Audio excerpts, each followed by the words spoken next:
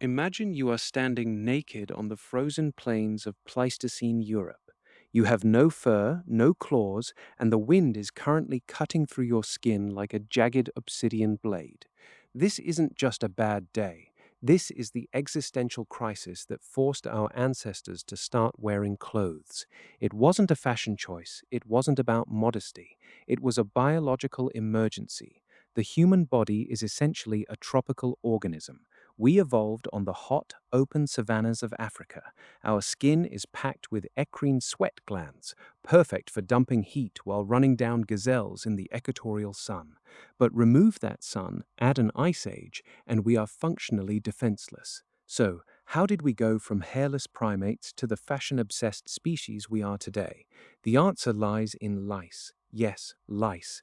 To understand when humans started wearing clothes, scientists don't look for ancient rags. Organic materials like leather or plant fibers rot away in the soil within a few decades.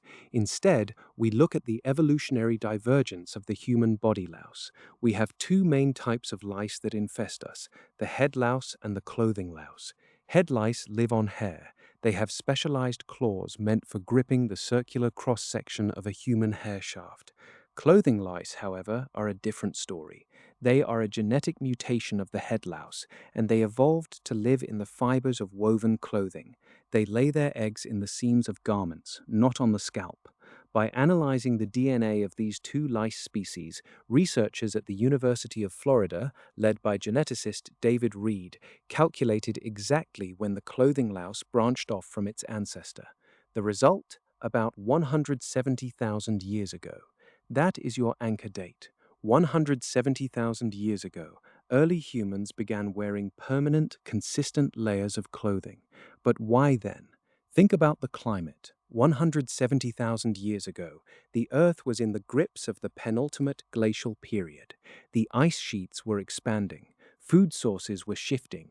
Our ancestors, specifically Homo sapiens, were beginning to migrate out of Africa and into much colder, more hostile territories.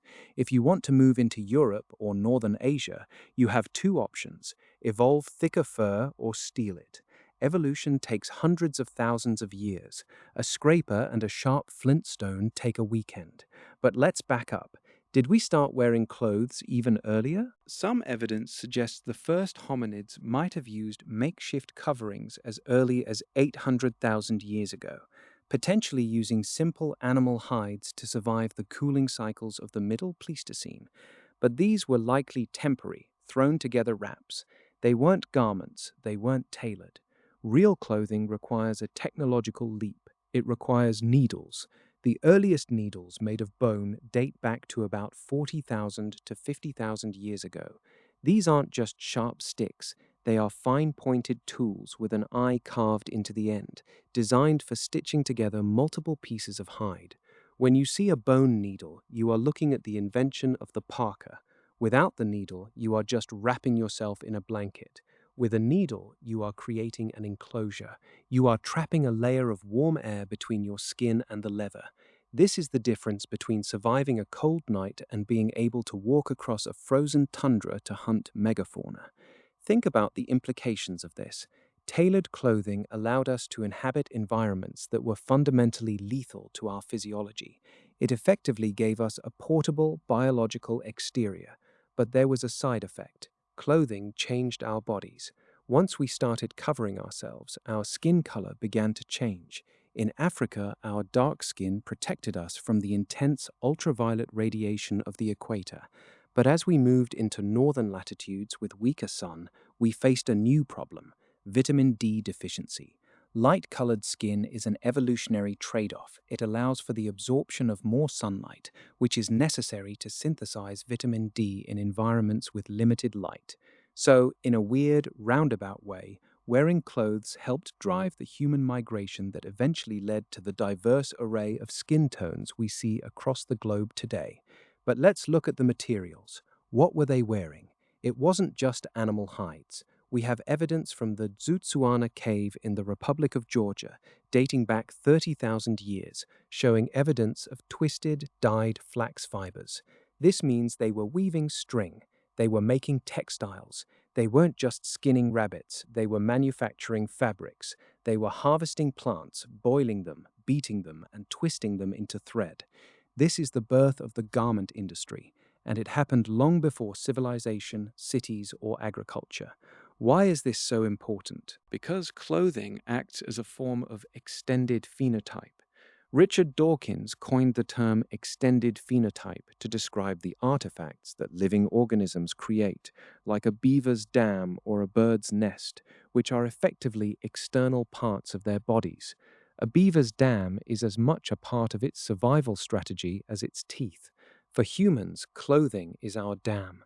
By creating clothes, we stopped being limited by our biology. We essentially hacked our own evolutionary path. If the environment got cold, we didn't wait for our genes to change, we changed our wardrobe. If the environment was thorny, we wore thicker leather. If we wanted to distinguish ourselves from other groups, we dyed our fabrics and added decorations. This brings us to the social aspect. Clothing quickly evolved from a survival tool to a signal. Archaeologists have found beads, shells, and pigments in sites dating back to the Paleolithic. These weren't for warmth, they were for communication. I am a member of this clan. I am a successful hunter. I am a person of status. The moment we put on a piece of clothing, we began to signal things to others about our identity. We created a layer between our authentic, naked selves and the world. Think about the sheer complexity of this. 40,000 years ago, a person in a cave in Siberia was using a bone needle to stitch a fox pelt to a linen backing, while also stringing shell beads into a pattern that signified their rank.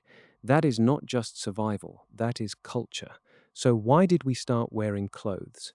We started because we were a tropical species trying to conquer a frozen planet.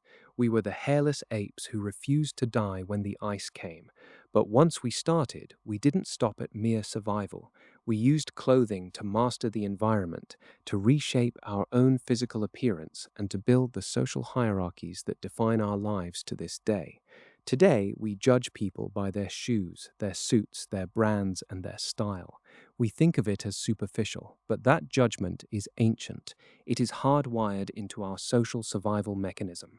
When you put on a jacket this morning, you are participating in a tradition that is nearly 200,000 years old. You are continuing a project that began when our ancestors first realized that they could manipulate the world around them to compensate for their own physical vulnerabilities. We are the only animal that creates its own skin. But consider this. If we have spent 170,000 years defining ourselves by what we wear, what happens to our sense of self when the clothes come off? Are we still the same humans, or have we become so integrated with our tools that we can no longer distinguish between the animal and the artificial? Perhaps the most human thing about us isn't our biology at all, but the thin, stitched barrier we place between ourselves and the infinite cold of the universe. We wear clothes to hide our fragility, yet in that very act we have built the strongest species on Earth.